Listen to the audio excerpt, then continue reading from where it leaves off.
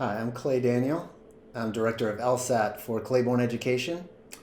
I want to talk to you a little bit about what happens when you've gotten the score back and it's not what you were hoping for.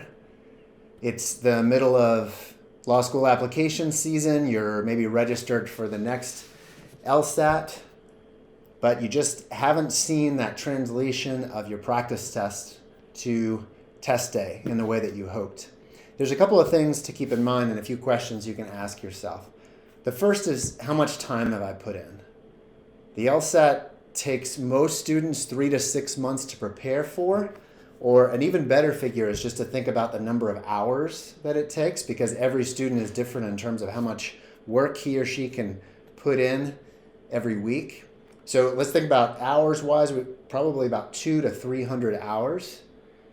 Maybe you haven't hit that target, and taking the LSAT kind of exposed that the depth and nuance of some of the questions that you need to dig a little bit deeper. You need perhaps more practice tests. Speaking of practice tests, how many of those have you taken so far? We recommend about 20 practice tests before you even take the LSAT once. It is a complicated test, nuanced, challenging, and you really have to get you have to get it under your belt many times for it to really start to become routinized and automatic for you. Take logic games, for example. That's the kind of thing that takes a lot of practice, but certainly LR and reading are in those areas as well.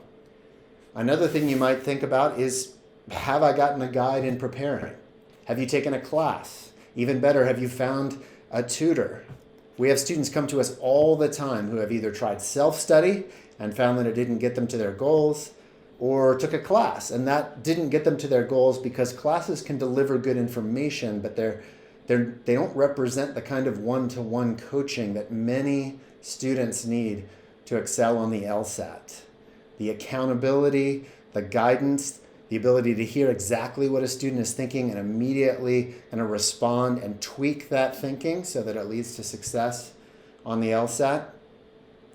Last thing you might want to think about is the role of test anxiety. Be encouraged. If you've taken the LSAT once, it often takes 2 or 3 times to get the score that you're looking for. We see this all the time, that even with abundant preparation, it can take a long time for the practice test score to translate to test day.